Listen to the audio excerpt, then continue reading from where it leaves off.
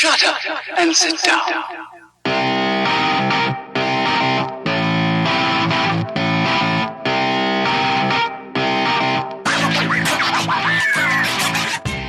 Welcome once again to the Shite podcast show, Mark and Ken, episode 153. Yeah, what's the crack with that? Yeah, no, we're getting up there, aren't we, Ken? Yeah, we're almost at 160. I know. We're great at counting down pointless numbers, as we pointed out. We're climbing for 204. That's our next milestone. Yeah. That's in development right now. No more news on the restaurant now. We haven't got any further in our fast food drive-thru that sells duck. Yeah, well, that has strippers at 1 a.m. It's a bit of a pain in the hole, I think, to open a restaurant at the minute. Yeah, it's a very risky venture to go into, in fairness. Yeah, we'll have to wait till 2021 or maybe after. Yeah, possibly after, before we open our Shite Foods duck inspired restaurant. Yeah, with strippers for the drive-thru. Like, we're a bit off on that one. Yeah. Anything strange with you since the last time we were talking? No, not really. Same shit, different day. Yeah, I've started watching the Umbrella Academy season 2. That's my new excitement in my life. I haven't even watched season 1. Oh, it's a pretty good show. It's definitely worth a watch. Yeah, I haven't watched it. It's a lot different than like the typical superhero TV shows out there. How's your man from Love Hate, the one that played Darren? I know it's a very nice reference to an Irish TV show. Like Robert Sheehan. Yeah, he's in it, and he's very good in it as well. He's a bit dodgy. What do you mean?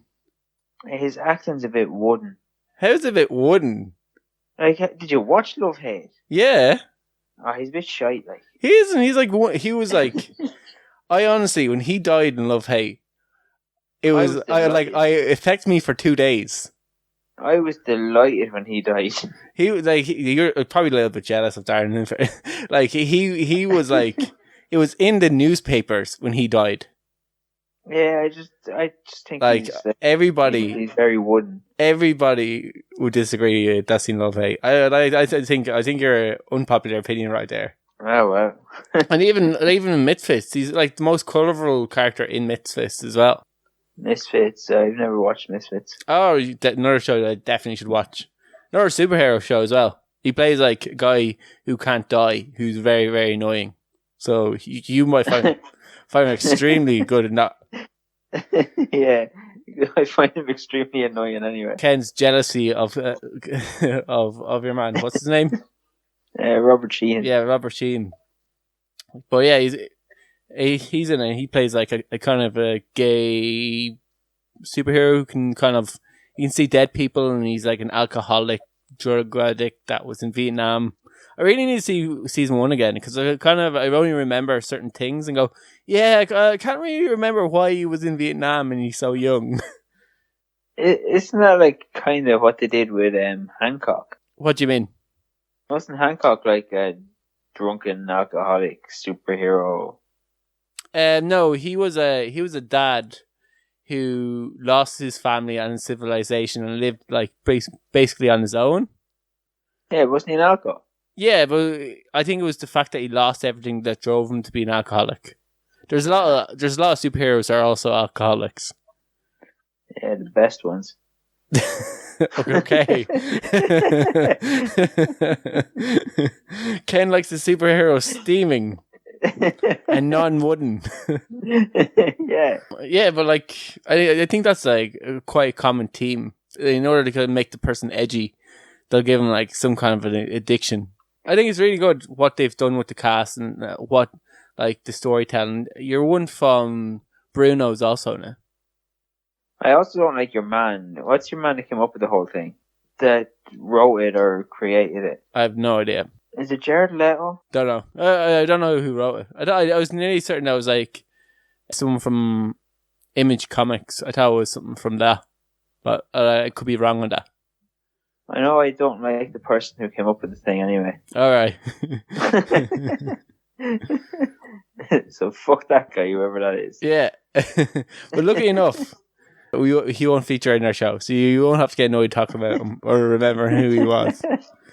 We do have a quite nice variety of stories for our listeners today. We have everything from a new porn craze to a man with a dick for a hand, or a dick on his hand, I should say, as well as about trading from a hair clip to a house, and even some face mask shenanigans as well.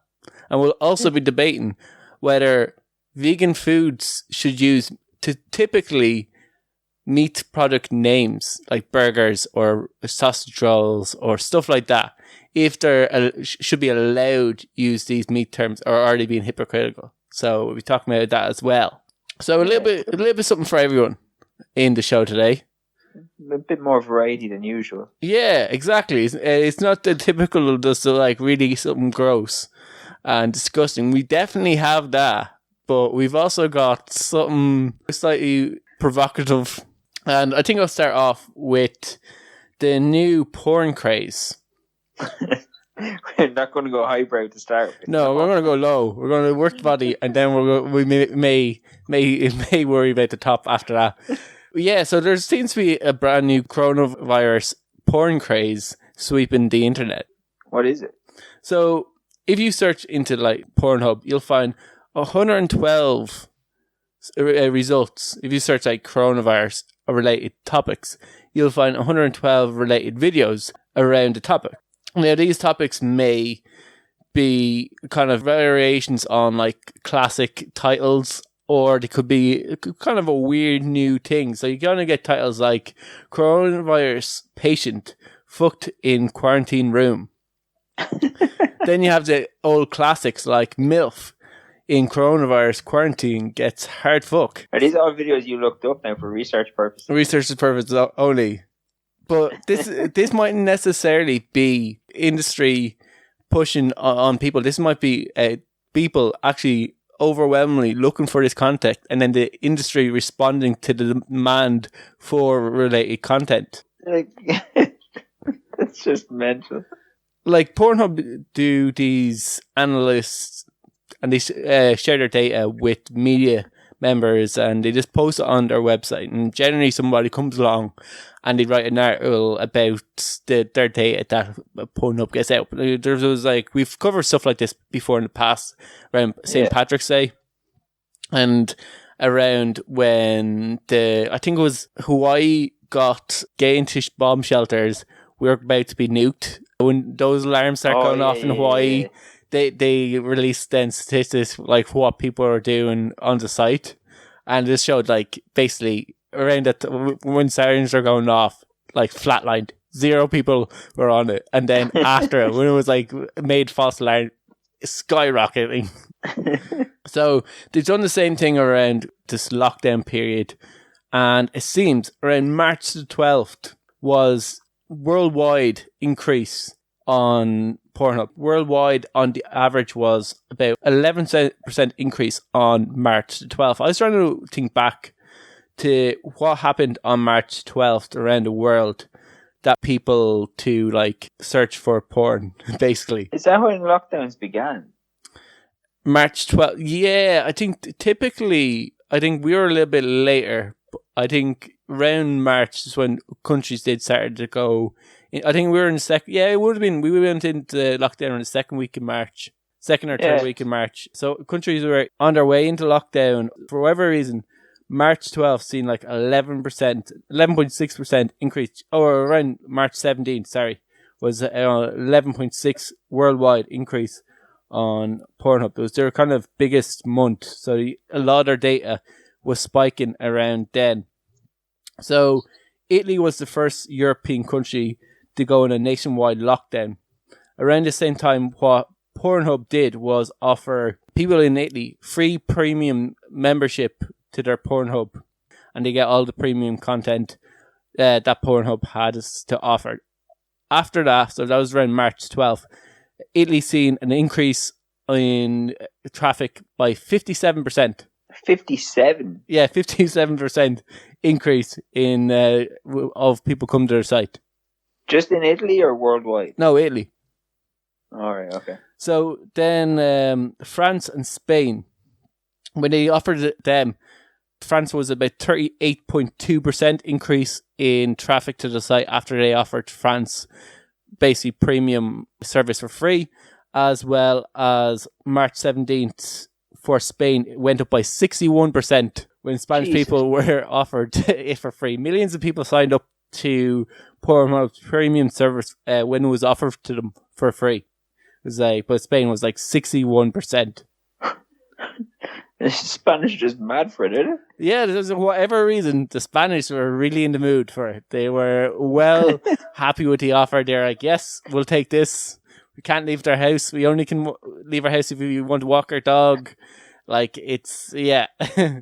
So around this time, like, people couldn't leave their house for anything. Like, so I guess if you're on your own, if you're stuck in your house and you couldn't go to the local nightclub, or you couldn't, like, you weren't even allowed basically go to work. You had to work from home. So you're obviously had a whole lot of time. If you worked from home, you were spending a lot of time looking at a screen. And then obviously in Spain, people are like, well, it's free and they're not really tracking what I'm on now because it's my home laptop. I'm just going to... Yeah, so like they've seen a massive increase. United States, UK and... Canada, they didn't really see too much of a difference. Around this time, I think they got about a 6 and 7% increase in traffic during the lockdown period around this time. So they didn't get anything. Ireland, 17%. 17? Yeah, 17%. On March 16th was our highest peak. Then the next day was about like 16%, so it didn't really drop too much. But it was about 17% increase on traffic. It was whatever happened on March 16th. It might have been the day that Ireland went into lockdown. I can't remember. That was the day that St. Patrick's Day parade was cancelled. Oh, really? So around St. Patrick's Day, we were devastated of losing St. Patrick's Day. And people took out their frustrations on themselves. Yeah. I don't know what people are expecting to happen on St. Patrick's Day. I don't know if it's the time that like a lot of people expect to have sex.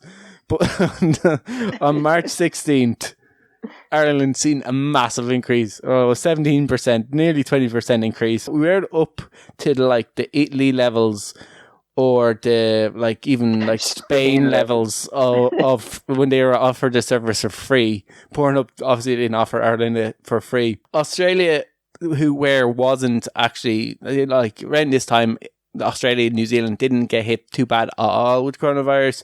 I think they had the same amount of numbers around this time as Ireland, with a far bigger population. So they didn't really go into too much of a lockdown. They were able to get their hair cut still, and they were able to go for coffees, and they were able nearly, I think, if you could work from home, you could work from home, and gyms were shut down, and that was kind of it. There wasn't too much you could travel all around Australia as long as you were a resident of Australia. They seen only a 5% increase in traffic, so they didn't see really too much of an increase.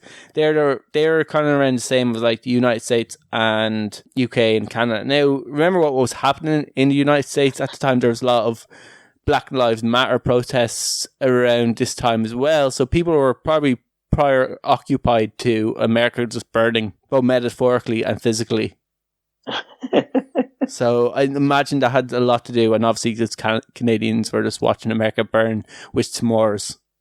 With s'mores. The Canadians are just standing there going, "What's all this about?" The Canadians, that was just a bad Canadian accent. All right, I thought the line went blank. I didn't hear anything.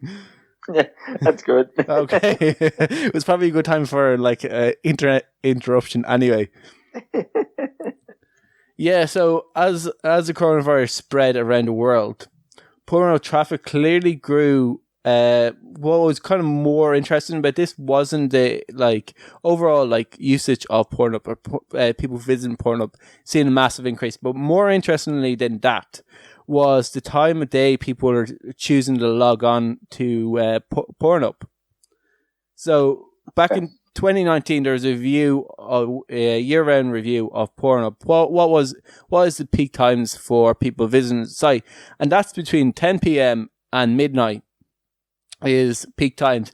And then it drops off early in the morning when they reckon people are in bed asleep. So this kind of changed during the lockdown. So around March 17th, there in the world seeing like an increase by 31% in early morning viewership of Pornhub. So around 3 a.m., they're seeing a 31% increase in visitors to their site, while again at 7 a.m. there was a 1.4, which is about normal. It was pretty much around the same time that what they were getting previous to like coronavirus. Afternoon time, a 26% increase in traffic compared to like whatever it was back in 2019. Then I broke it down the regions into like US and Europe, and they had also Asia and a few different countries. Let's focus on basically US and Europe. So the biggest increase for Europeans, and this they basically took in time difference into equation. So it was 2 p.m. everywhere in Europe, not like it was 2 p.m. in Ireland, it was 3 p.m. in France. No, it was just like, what were people watching at 2 a.m. in the morning in Ireland? Around Europe, on average, they seen from 2 a.m. to 4 a.m. was the biggest increase. And then that followed by slight dip around 7 a.m. They've seen like 1.4 dip around 7 a.m. What they basically took from this was people are actually staying up later because they didn't have to get up for work. And they're spending their extra hours awake on porn sites, and then they're sleeping longer. So they weren't waking up in the morning and going on to the sites. So they reckoned what they were doing was just sleeping in. After wearing themselves out the night before. Yeah, after wearing themselves out, they decided to have themselves a little bit of a lie-in. And then by the afternoon, after they fed and drank and got rehydrated themselves, they seen 26.4% increase at 1 p.m. in the afternoon. So people were back at it by mid-afternoon. But this isn't like the US, where there was a massive difference, a 40% increase at 3 a.m. Before, 3 a.m. Yeah, at 3 a.m. a 40.3% increase, whereas a drop by 11.9% at 7 a.m. So this was massively the case in the US. What are they at? And then mid-afternoon, they seen them about 26.8% increase in mid-afternoon. By the evening, so around that kind of 10 p.m., 11 p.m. kind of peak, America's seen a slowdown in traffic by about 11%. A slowdown? The later it went, the less people were watching. Yeah, so people, like, their typical peak, people weren't watching. I don't know what they were doing around 10 p.m. Obviously, they weren't in bed. Well, I reckon people weren't going to bed. So this is an activity people might do just before they fall asleep. So I imagine maybe they're watching a movie, maybe they're playing PlayStation online, maybe they're like looking for a new job. I don't know, but they are obviously stayed up later, and then just before they went to bed, the same routines kick in, going to the local porn site, and yeah, that happened about 3 a.m. Jesus. So we eventually get back onto what people are searching. So this is how this thing started. It's very peak on around March 5th and 6th, seen the largest increase for searches on Pornhub around coronavirus related topics, and that was in that kind of day span was 1.5 million people searched for coronavirus related porn. What even is coronavirus related porn? Well, we just clearly pointed out it's like locked in what appears to be is you're locked in a room with a coronavirus patient, and a doctor in basically a hazmat suit rides you, or vice versa, or something like that. Or there's a lesbian, or there's a MILF involved, and something related to coronavirus. There's somebody's probably going to be wearing a face mask unless they're giving blowjobs. I don't know. I was doing research for this article and getting up stats. Well, I seen it, I couldn't find it on Vice's page. So what I did was I searched Vice Pornhub statistics, and various other kind of sites were popping up articles. So I was reading down through the articles, and a lot of people were doing articles on how porn is shown to have sex safely due to coronavirus. So a lot of people a lot of these sites were talking about, we can take examples of how people are having sex in porn, and actually, if we want to have sex with a stranger, this is how we should go about it. So really, this could actually, this porn craze could actually come like educational videos for people who might want to go on the poll at some point in the near future. Like, as a way to do it even safer than just wearing a condom. Wear a face mask. Wear a hazmat suit and pretend like, yeah, you're a doctor. Yeah, so like, so this actually, this whole thing could just end up being really kind of educational for everybody, and maybe more of us should be looking up these videos as educational health advice rather than necessarily just slagging it off. Yeah, like if you're getting your health advice from porn, there's something very there's obviously your parents failed you in some way, or at least the educational system. So this goes on to countries then, right?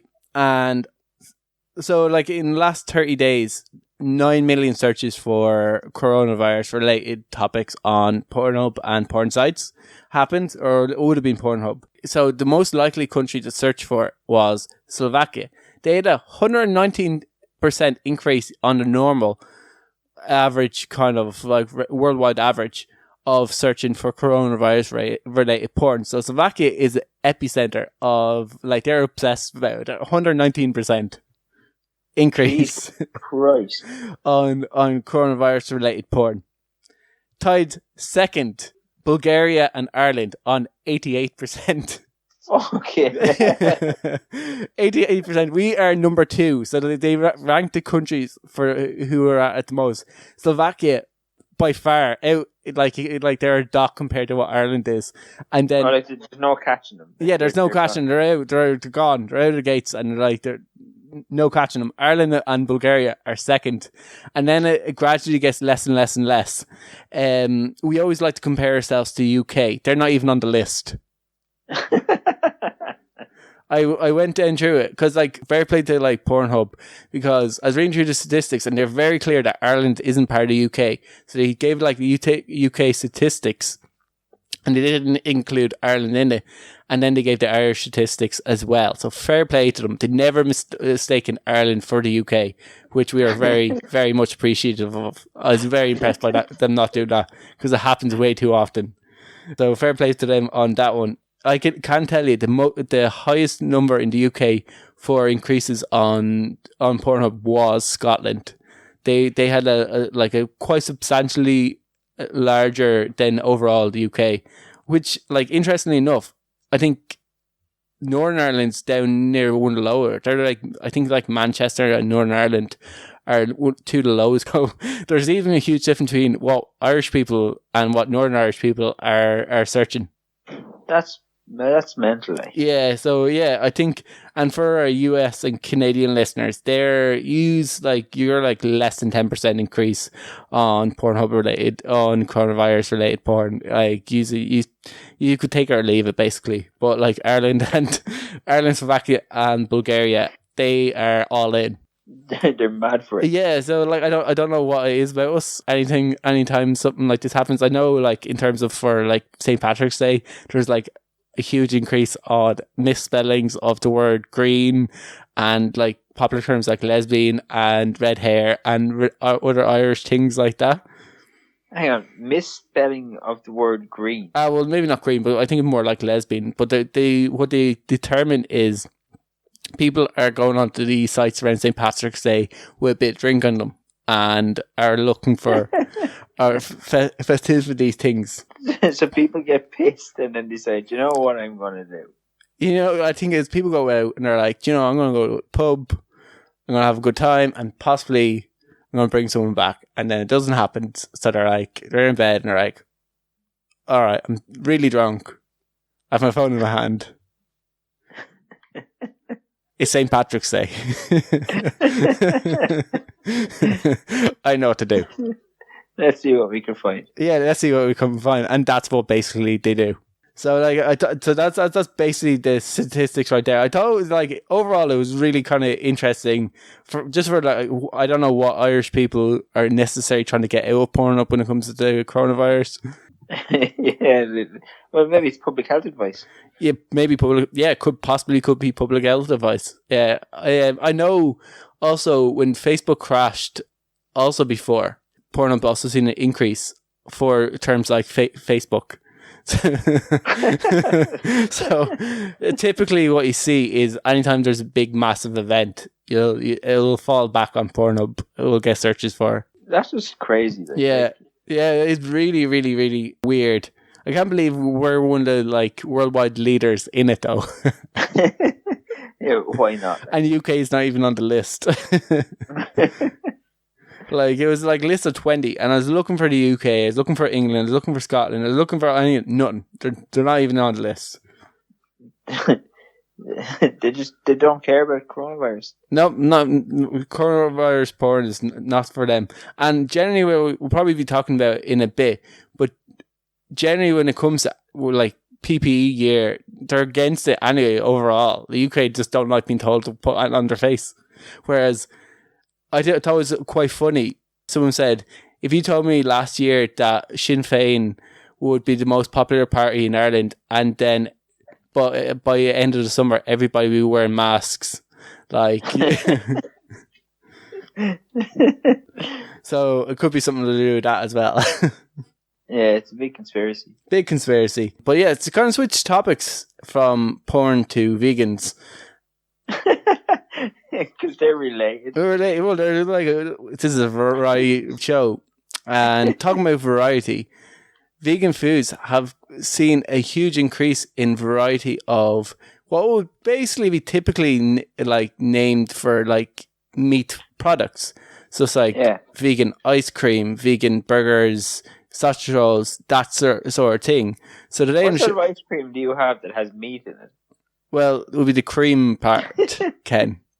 If there's no meat in that. Yeah, but vegans can't have meat products. Yeah, but you said meat products and then said ice cream. Well, they would consider cream of a cow a meat product because it comes from a cow. It's an animal product. Meat animal. And I'm pretty sure there's probably like some Danish dessert that has meat in it. Those damn Danes. Yeah, like there's definitely some Nordic country that puts sausages in ice cream.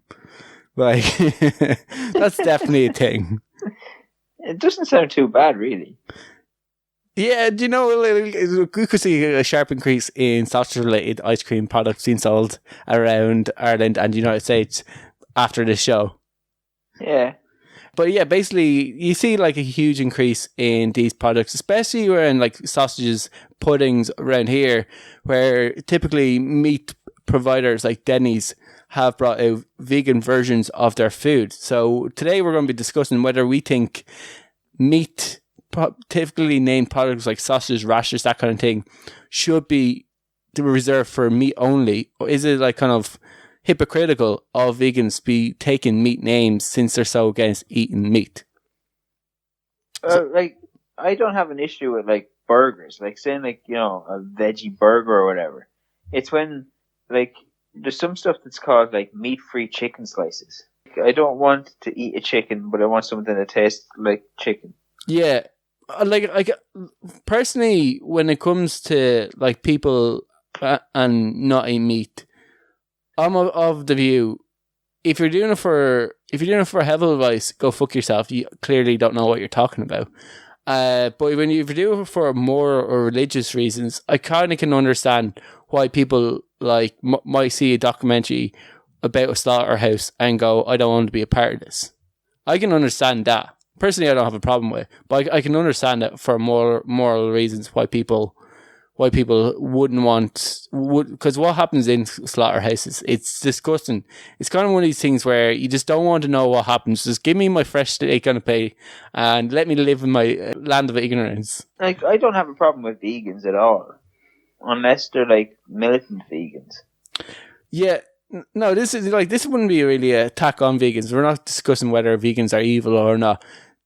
In terms of burgers, like you said, I the trouble of like searching what is the actual term for what a burger is, what makes a burger, and basically Wikipedia says it's a sandwich that consists of cooked patties, ground generally meat, usually beef, between two slices of bread or buns. That's basically what a burger, well, Wikipedia describes as a burger. So it doesn't necessarily say it actually has to be meat. It says typically meat, generally beef, and that's the actual word burger is actually what it really is a hamburger, and burger is just a shortened down version of it. Like you have examples of like chicken burgers.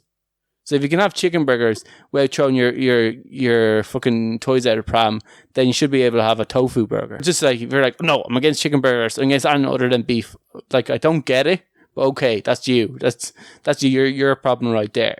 But in terms of like that, the only one I have a problem with is, and I'd probably have a problem with people calling chicken meatless chicken, but is ice cream. Ice cream is like, it's in the name, cream, which is like a milk product. Like you can't make cream from, I don't think you can make cream from like oat milk or anything like that. You can have dairy free cream, yeah.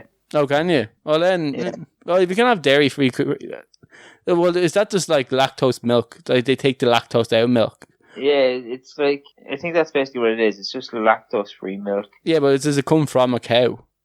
I don't know. Yeah, I know you certainly can't get like non-dairy, non-cow like milk, cream. We have it in work. I'll have to look into it. We'll look into it. But that's the only one where like I have a problem. I was like, no, you have to go create your own stupid mouth sound and call it that. Because we have ice cream. That's it. Ice cream's ice cream. You can call your veggie burgers. Rashers, because you can get turkey rashers. But ice cream, go fuck yourself. Like, do you have any, like, do you know any vegans? No, yeah, I do know vegans, but a lot of people I know are be like pescatarians or vegetarians. Yeah, like, I don't particularly have, like you said, my only issue with like vegan food, like, I don't mind vegans, whatever. My only problem with vegan food, it's not even a problem with it, I don't care, I just won't eat it. Like calling something beef flavored or chicken flavored or whatever, it kind of seems like it's pointless to me. Yeah, now I know, right, some people say they miss the taste of it or whatever, or it has variety, but like it seems pointless and kind of nonsensical that you would go, here's something that tastes like the thing you don't want to eat. Well, some people say that they miss the taste of meat, but the reason why they don't eat meat is because of the slaughter of animals. So they feel like they can have their cake and eat it too. But then there's also some religious people who are forbidden to have like pork or stuff like that. Yeah. And here's a product that doesn't infringe on their religion, but tastes exactly the same. So they kind of can go, I can have a fry. I can see what the big obsession of fries are in Ireland without infringing on my religion. So I like, for people who have moral issues with not eating meat, I can kind of, or people who have religious reasons why they don't eat meat, I can kind of understand why maybe a Jewish person would opt for a turkey rash. Well, I guess they could have it like a turkey rasher if they wanted, but opt for something that doesn't infringe on their religion in terms of like maybe an animal-free product. My big thing is people who go, oh, it's unhealthy to eat meat. I'm like, no, it's not. Drinking your cans of Monster and your giant cakes, that's unhealthy. That's proven to be unhealthy. But like, yeah, or you know, like people who tell you that something you're doing is unhealthy, and then they start smoking. Oh yeah, I remember when I used to drink. I used to drink Monster drinks. A guy in work who'd smoke would go, you know, that's really bad for you. And I go, okay, do you know that's really bad for you? cool, we won't judge each other then. Like, there's a lot of things we do that's really bad for you. I was like, this breakfast roll probably isn't the best for me either. Yeah, but like people always used to say that it's like so carcinogenic for eating meat, and I was like, so is hot water. And they looked at me and I go, yeah, hot water is carcinogenic. It's like anything heated is carcinogenic. You ticks. And but like it's full of protein, full of iron, as well as B12, which is a harder source to get. So unless you're going to supplement everything that meat's missing away for you, typically meat eaters don't have to take as much supplements, even when they eat a healthy, balanced diet, as vegans who eat a healthy, balanced diet as well. Typically, they'll get more of the nutrition through their diet than vegans, such as B12s, iron, etc., and protein. Like, there's a lot of like professional athletes are vegans now. Yeah, it's not. Yeah, see, it's not impossible, and you can do it. But what people lack is the knowledge of nutrients that they miss from meat. So people don't actually necessarily get that they get a certain amount of zinc, B12, iron, and protein from their meat, and then they don't know how much of, let's say, like soybeans, or let's say like kidney beans, or any sort of high protein food that they need to be eating to supplement it. So typically, if you aren't up on your nutrition and you just like take the meat off your plate and continue eating, you're going to be deficient in a certain amount of nutrients that's in your diet. That's typically what happens to most vegans. Now, there are cases where vegans know what they're talking about and can have a healthy diet. And it also is proven to lower cholesterol, because people who typically eat meat will eat higher cholesterol foods. So in that sense, the argument, you could overeat on vegetarian diet and not run into risk of heart disease. Whereas if you do on a meat-based diet and you overeat, you're more than likely to run into heart disease. Yeah. So in that sense, if you're to be unhealthy in both of them are bad for you, but probably in terms of heart disease, if it runs in your family, overeating on meat is worse. Damn it. So in terms of that, if you want to be unhealthy in both, meat is probably a little bit worse if heart disease runs in your family. But if you eat healthy on meat and you eat healthy on vegan, it doesn't really make too much of a difference, as long as you supplement. Like for on both of them, you probably need to supplement a little bit. Like, I don't really eat vegetables at all. Yeah, you have a horrible diet. Yeah. Not that I out you on air, but you have a really, because typically, we'd be in training and you might go, oh, I'm putting on weight. And I go, have you ever tried such a diet? And I try to find a diet that might suit you. Because typically, if you can stick to a diet and you can make it work, all diets work with the right amount of supplementation. And I was I tried, have you ever tried the coronavirus diet? Have you ever tried the carnivore diet? And you're like, no, I couldn't do it. And it's like, have you ever tried intermittent fasting? And you're like, nah, couldn't do it. You're so unwilling to change anything about yourself. You're like, nah, I'm just going to give it out. Yeah, be fine. I'll be fine. Yeah. But yeah, you just don't eat vegetables. You're just I was like, I don't understand that with people. It's like, well, you should. I don't like the taste. I just don't like the texture of them. They're just horrible. They're not, well, eat and for 14 days and it'll change your palate. Yeah. Start to develop a taste for them. Yeah, but I'm not going to bother me whole eating something I don't like for 14 days. Well, if it improves your quality of life later on in life, you'd not think, oh, I might give this a go. Nah, I just kind of think I'd rather die happy than fucking eating a bunch of miserable stuff. Well, you'd actually develop a taste to like it after 14 days. So you'd actually develop a taste for those vegetables. So you'd be like, these are actually pretty good. I can't believe I used to think these are disgusting. And would be happy. Within that 14 days where I'm being miserable, I could get hit by a truck and die. But in those 14 days, 14 days after that, for the rest of your life, you're kind of going, oh, I'll keep gaining weight. And you just get slowly miserable. Then you eat, make yourself comfort foods and you get bigger. You hate yourself. It's a vicious cycle. So, you're going to hate yourself anyway. Yeah, comfort food is nicer. Yeah, now we're fat shaming. So we pissed off vegans, and now we've also pissed off the fat. Yeah, now we're fat shaming me. Yeah, I love how we've got onto like anti-vegans to just fat shaming again. It's something I mean to be bringing up. I didn't mean to do on air, but yeah, you're a herbal diet, and you should eat more broccoli. Oh, sick. I love broccoli. I eat it raw for my lunch every day. Don't even cook it. That's why when people get neon belly on you in training, you just like start farting. Yeah, defense like a skunk. Mark the skunk kern. Just throw that in on the list of other like names I have in the gym. You draw the line in terms of like wanting meat products, and I'd say maybe like when you start to say it's unhealthy to eat meat, I'd say go fuck yourself. Well, like there is situations where like a doctor might advise you to like not eat meat. Yeah, and that's typically around the same reason where you have high cholesterol. But that generally what happens with high cholesterol, what studies has proven, is people who moderate their calories, so they don't go over their daily allotted calories. And who the fuck does that? What? Doesn't go over their daily allotted calories or starts calorie counting and stuff. Typically, like people who are healthy will either do it without calorie counting.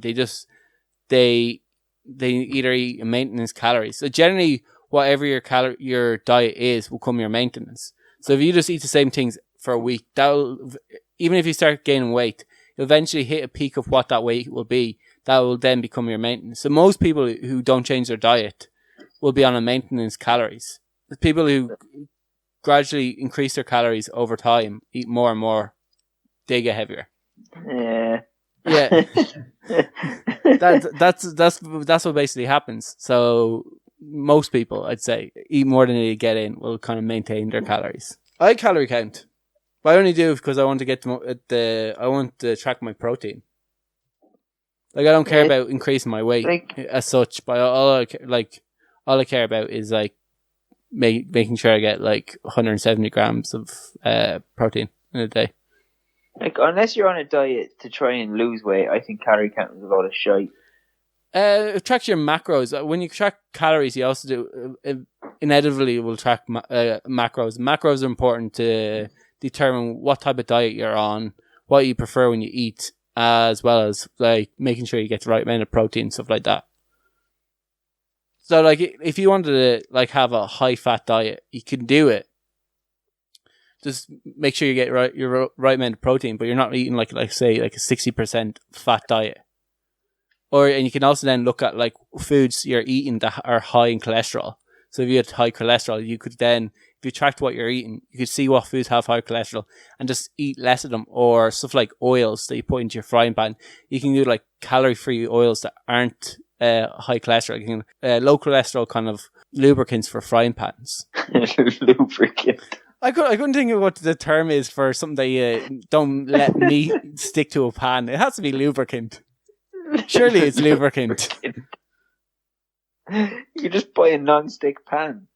That will last for a day or two, and then it's fucking stick pan. You're peeling your fucking chicken fillets off. Fucking lubricant. Well, that's what it is. That's what you're like. You put oil in a pan. That's what you're doing. You're stopping it from sticking. And helping it cook.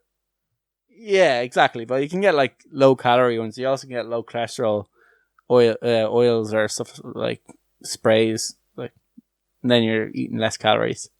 There's ways of doing it. Look into it, bro. But we keep going away from the vegan thing.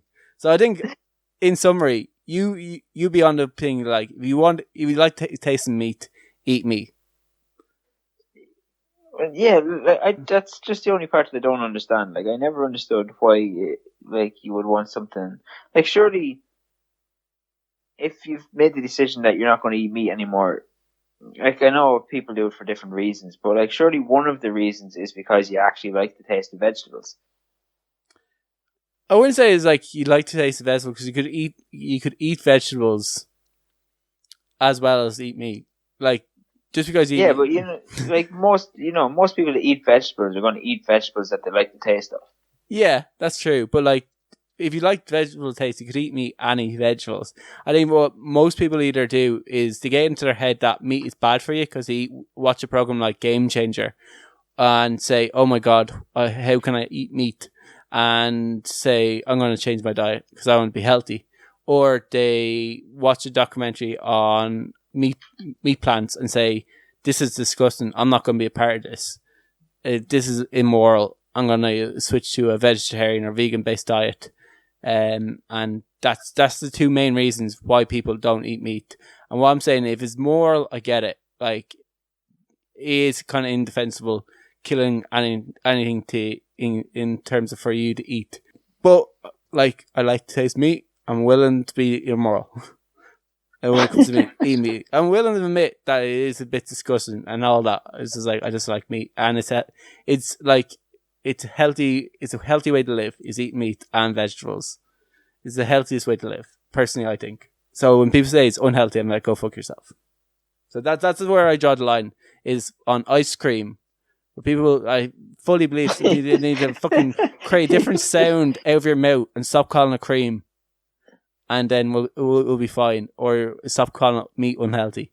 So you draw the line at ice cream, I draw the line at just naming things. Yeah. Yeah. So we should probably move on. And we'll move on to something that's also potentially get people riled up, I guess. I couldn't think of the word for it. It's been a long show. And this is around face masks. And you have a story about a man who opened fire on a crowd, was it? For refusing to wear a face mask. Like this guy in Pennsylvania, he went into a shop and the shop worker asked him if he would put on a face mask. Now the shop worker didn't say that the shop weren't going to serve him or that whatever. He just said, if you don't wear a face mask, you have to wait outside. Give me a list of the stuff that you want. We'll go in, get it around the shop and bring it out to you. But if you want to actually come into the shop, you have to wear a face mask. So the guy pulled out a gun and shot him. Holy shit, that's an escalation. Yeah. So he shot him and he went and he picked up the stuff that he wanted in the shop. Like it was two like high-end cigars or whatever, and he just left. He didn't pay for them. He just fucked off. He shot a man, picked up the cigars. Obviously, he had a gun. No one's going to tell him to fuck off. There's probably a ring of cops there. There's a guy being shot. And off he went, like. Was the guy he shot alive? Oh, yeah, your man survived, like. Alright, he like shot him in the arm or something. Yeah, I don't know where he shot him, but he shot him and off he went. And so the next day, the cops went to arrest him. And he pulled up in his car. He wouldn't get out of his car, and they called backup because obviously he had just shot him the day before. So they called backup. So there was like 6 cops or something, and he got out of the car with an AK-47 and opened fire on the cops. That's insane. That is. Yeah. So the cops shot him, and he survived as well. He didn't die. He got treated in hospital for gunshot wounds, and then they arrested him, and he's been charged with 22 offences, including attempted murder, assault, robbery, and his bail is set at $1 million. I would have thought a man who opened fire on cops would be not granted bail. Yeah. That's kind of, it's a bit worrying that like someone who shot at cops and shot a man who might have a bit of money or have a person who could loan him like £1 million be allowed released because he's rich. Yeah. That's insane. But yeah, like it's a bit of an escalation. Like I remember I heard a story of a man who did his week's shopping, and this was in Ireland. Just to kind of compare like the difference between Ireland and whatever part of America this was in. He did his week's shopping, got to the till, and he wasn't wearing a face mask. The guy in the counter basically told him, "I'm not serving you with a face mask," and then your man left. Just left it there. So then someone had to put back his groceries that like he had gotten. Obviously, I think guy he did it another time and got in trouble for refusing to serve people. I think the official line of the store is like, if you're not wearing a face mask, we're not serving you. But whoever about the store themselves are like, serve everybody. Yeah. So yeah, so like I think like that's the difference. So to say like, you know, like people go, oh, America doesn't have a gun problem; they have like a mental health problem. Yeah. No, you have a gun problem. You definitely have a gun problem as well as a mental health problem. You have two things. There's two things wrong. At least two things wrong with you, right there. You have mental health, and the mental people are allowed guns. But like the guy wasn't even like, the shop were still going to serve him. He just had to wait outside. I know, like personally, I'd always not wear a mask, and I go with a piece of paper. Go, there you go. I'm going to be outside. Like, get me. I'll have a cigarette out here while you collect my food for me, and it saved me walking around the store. I just go, yeah, Grant, there, tap, pay for my food, off I go. Can you put them in my car? End. Yeah, I'd much prefer that. That's a much better, because even since like a supermarket near us has a drive-through McDonald's, I go, okay, I'm going to get food while you do my shopping for me. I'll be back in about half an hour. Yeah, but no. I'm just going to shoot this guy. Obviously, he didn't have a drive-through McDonald's beside him. He would have been delighted with that. I can't believe. And then he opens fire on cops. Now, typically, like when we're looking for stories, you come across so many of these stories. Like most like news sites are awash with people freaking out, and it's like lads fight on a plane for refusing to wear face masks. Like, yeah, a girl smashes cop's face off the ground for not wearing a face mask. It's like, holy shit! Like, especially in England, like England as well, are really bad for like freaking the fuck out. I think there's a store in England that has banned face masks.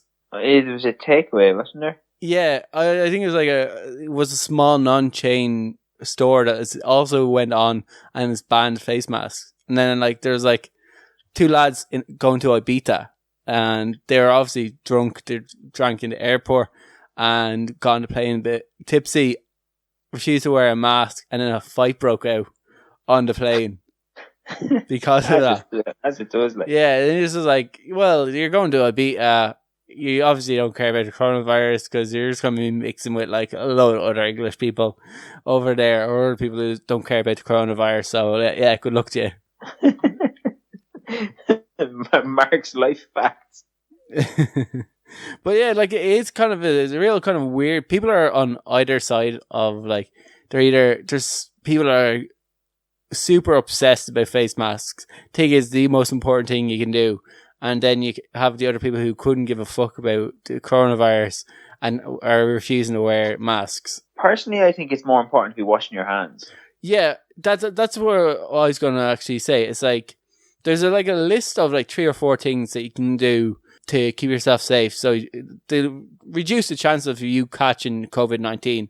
And at the very last one of that is wearing a face mask. And people are on the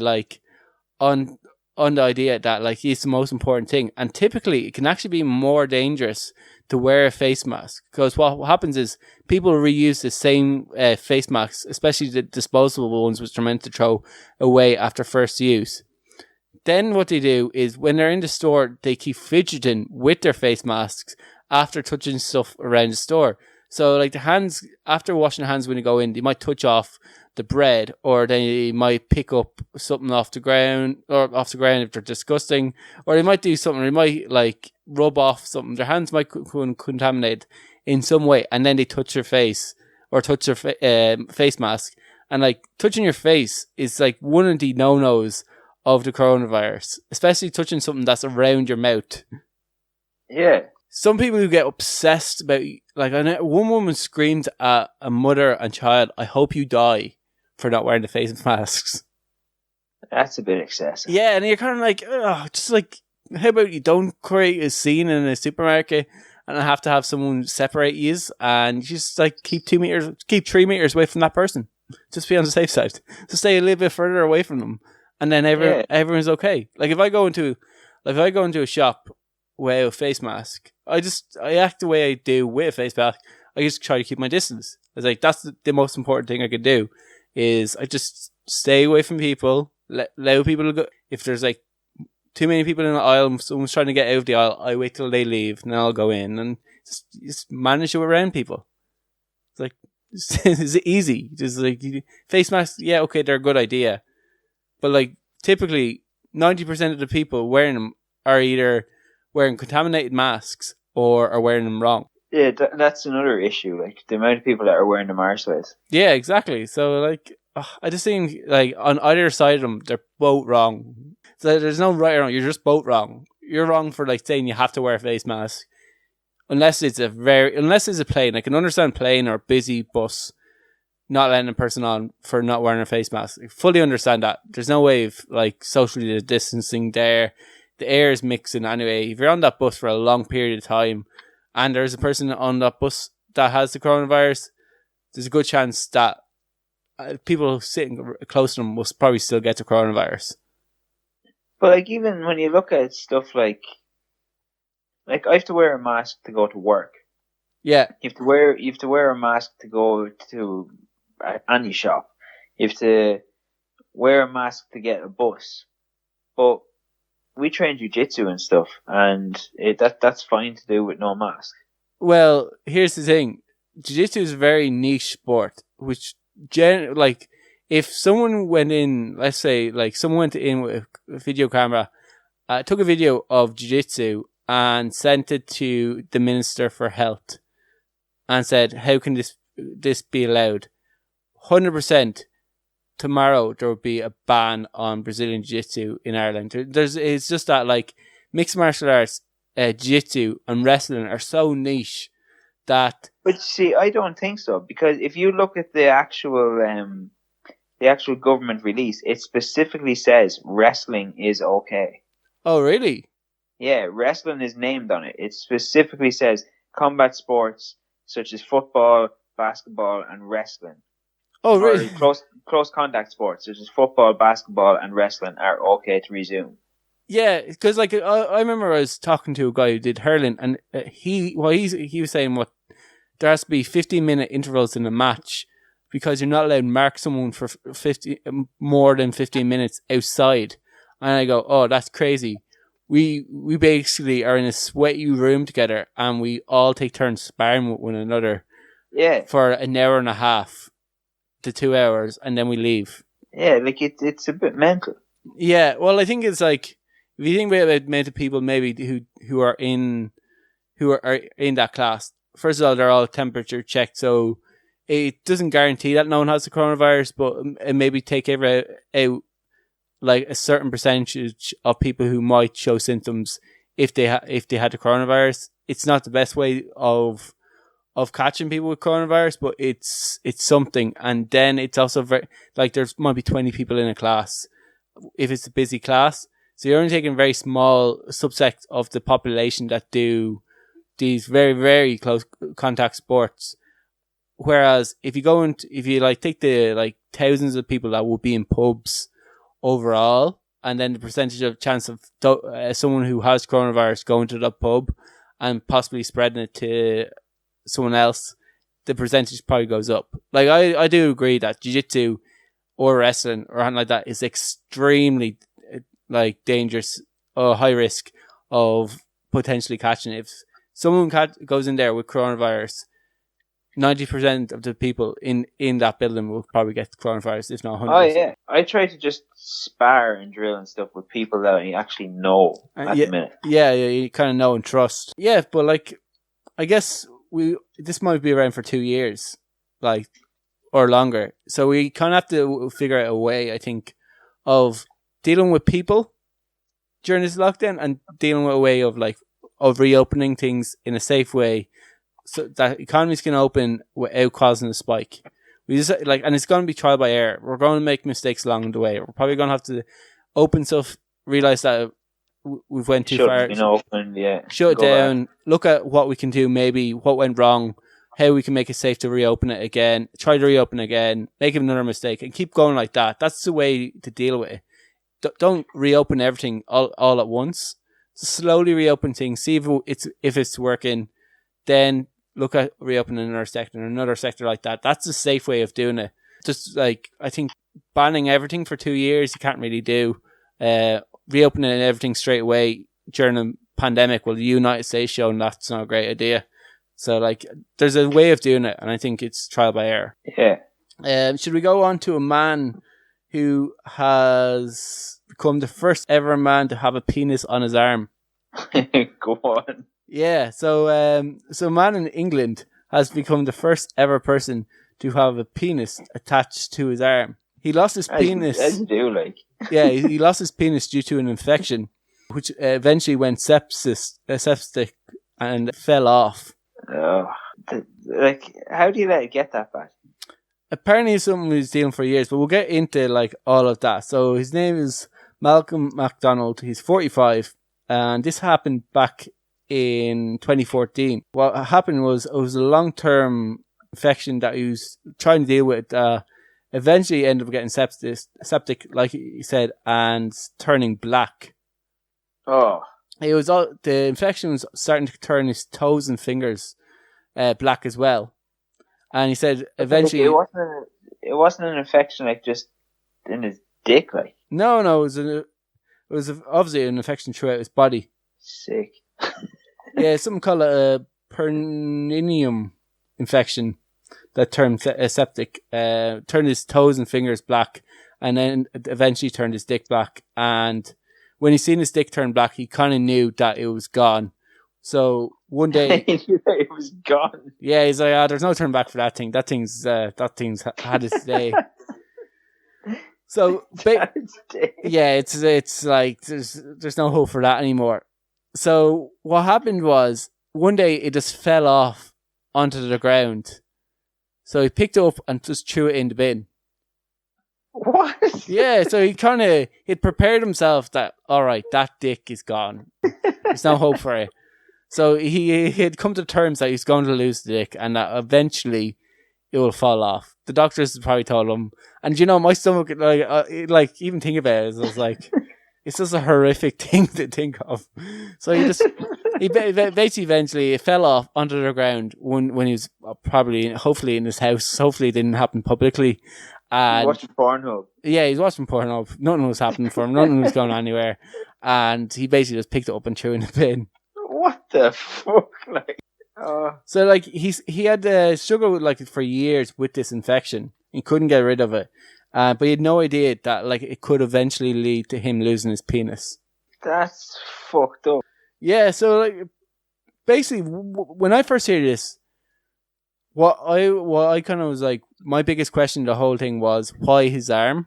Oh yeah, that too. Why his arm? Yeah, why his arm? So basically, Malcolm received a 50,000 grant off the NHS to get surgery to reattach his penis, but apparently to his arm. Apparently, the surgeon didn't know where penises went. No, but apparently, what happened in the meantime, there was a little stump, and the surgeon said all we basically can do for you is to roll the skin into what would look like a kind of a sausage roll, and then basically could use that to pee, but that'd be better way for it. You wouldn't be able to use it for any sexual or anything like that. So basically he did a bit of research and he found Professor Ralph, who's the premium expert in penis reconstruction. Is he like Dr. Nick? A little bit better than Dr. Nick. Is he kind of in between Dr. Nick and Dr. Hibbert, I'd say. Yeah, so basically what he said was it couldn't be done for about 2 years, but he needed time for the new penis to come come attached to his body for whatever reason. But the thing can get hard. He has a thing attached to his penis that can make it mechanically hard. And when I first heard that, you remember the electric police buttons in Simpsons where it could start spinning? That's immediately why I was like, surely there's also other features of this mechanically enhanced boner. Like, surely, like, it vibrates or, like, it lights up in the dark or, like, if you're attaching mechanics to this, make it cool as well. Maybe it shoots lasers. Have to crack with it. Like. Yeah, if you're going to do something weird with it, do something weird as it hasn't been done before. So, yeah, it said, he chose an arm to build a new penis due to the skin's sensitivity and quality of the skin on his arm. I hope he didn't have like a pretty cool tattoo sleeve. No, he didn't. Maybe like that's also then brought into the penis. Like that'd be fucking horrible. Yeah, he had the skin flap taken from his left arm and rolled into a penis with blood vessels and nerves. He created a urethra and installed a tube which it could be hand pumped to allow him to mechanically get erection. So if he wants to get erection, he physically has to pump his stick up. And that's how he gets that's how he gets his erection. Oh, for fuck's sake. And then he could just use his like arm motion instead of his hips. Yeah, like how does that work? It's on his like forearm as well, so like you just get a good. It's like, have you ever used a saw before? He could never wear a t-shirt. Yeah, he like in the photo he was wearing a long sleeve shirt. Yeah, he could never wear a t-shirt around. Well, until he gets reattached, so he has to kind of wait. Now, the reason why this story since this happened like a few years ago, he was waiting for the time for his surgery, and a few things happened that got in the way that he could get his surgery. But he was meant to actually get it done this year, but because of the coronavirus, he was unable to get his penis reattached to where it belongs. So he had to wait. So he is hoping to get his penis taken off his arm and placed where it belongs in its natural place instead of his arm later on this year. So, like, hopefully it all works out for him. There's no way that's going to work out well for him. Yeah, I imagine, though, like, there'll be a lot of people wanting to have sex with him because of this. Surely. I don't know. Surely there'll be some women who go, I must see what this is like. I think that'd be mostly lads.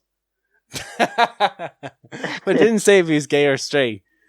Yeah, but I think, like, I don't think it's a woman thing to say, you know what, I want to see this. I definitely think, no matter if you're male or female, if someone said, I have a penis on my arm, like an actual penis on my arm, you're going to be like, show me your arm. That's 100% the first thing is going, show me your arm.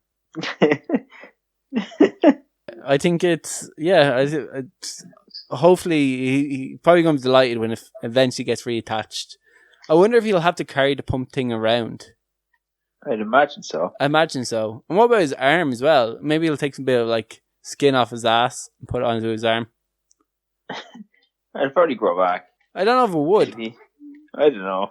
It'd probably be easier to, maybe the skin quality or on your ass might suit your arm better, but it wouldn't suit your penis. We'll have to closely monitor this story and come back to it. Come back to people, but we've a little bit over time on our show, so I think we'll have to leave it there. Like, in conclusion of like what will happen to a man who has a penis on his arm.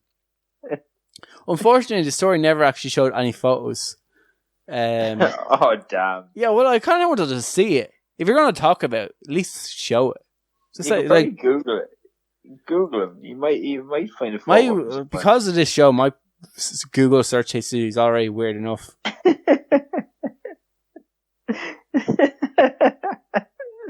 So, like, I don't want to be like pushing about out here. Yeah, Google man with penis on arm. Yeah. So, like, I don't know. I'll probably leave that for like someone else to search. We need an assistant.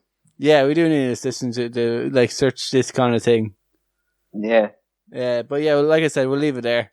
We'll be back next Thursday. Hopefully, maybe we're in conclusion to the story. Maybe we'll get it by next week. He'll have his penis reattached to where it belongs.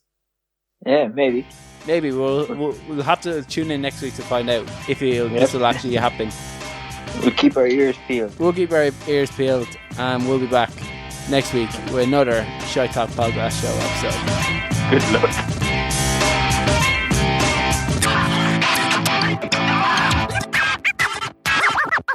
Shut up and sit down.